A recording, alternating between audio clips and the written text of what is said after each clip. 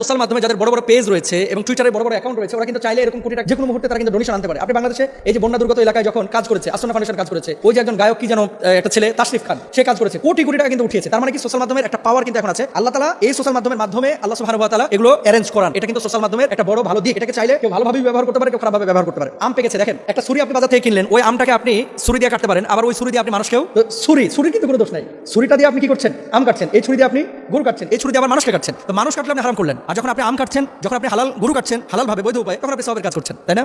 Social মাধ্যম এমন একটা জিনিস, ফেসবুক, টুইটার, ইন্টারনেট, ইউটিউব, এগুলো আপনি কোন মাধ্যমে ব্যবহার করছেন? আপনি কি ইসলামিক কাজে ব্যবহার করছেন নাকি অনিসলামিক কাজে ব্যবহার করছেন? যদি ইসলামিক কাজে ব্যবহার করেন, এই ফেসবুক আপনাকে জান্নাতে নেবে। আর যদি অনিসলামিক কাজে ব্যবহার করেন, এই ফেসবুক আপনাকে জাহান্নামে নেবে। ফেসবুকে বিভিন্ন গ্রুপ আছে যারা কোরআন তেলাওয়াত শেখাচ্ছে, এই লেকচারগুলো, ইসলামিক লেকচারগুলো আপনারা পাচ্ছেন, সবের কাজ।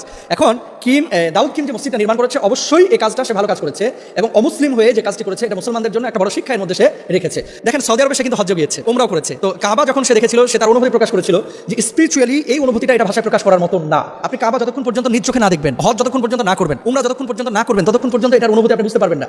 ব্রিটিশ গায়িকা, ব্রিটিশ নায়ক, ব্রিটিশ খেলোয়াড়, অন্য ধর্মের অনেক বড় বড় ফুটবল তারকা যারা চেলসিতে খেলে, বার্সেলোনায় খেলে, এরা ইসলাম করার পরে যখন কাবায় গেছে, তাওয়াফ করেছে, তারা তাদের অনুভূতি প্রকাশ করেছে, দাউদ কিম অনুভূতি প্রকাশ করেছে। সুতরাং আল্লাহ সুবহানাহু ওয়া তাআলা কাকে কখন কিভাবে হেদায়েত দেবে এটা আপনিও জানেন না, আমিও জানি না। মাইয়াদুলিল্লাহু ফালা হাদিয়া লাহু ওয়া মাইয়াহদিল্লাহু ফালা মুদিল্লা লাহু। যদি আল্লাহ কাউকে হেদায়েত দান করে, কেউ তাকে বিভ্রান্ত করতে পারবে না। আর কাউকে যদি আল্লাহ বিভ্রান্ত করতে চায়, সারা দুনিয়ার মানুষ একদিকে হয়ে তার হেদায়েতের পথে আনতে পারবে না।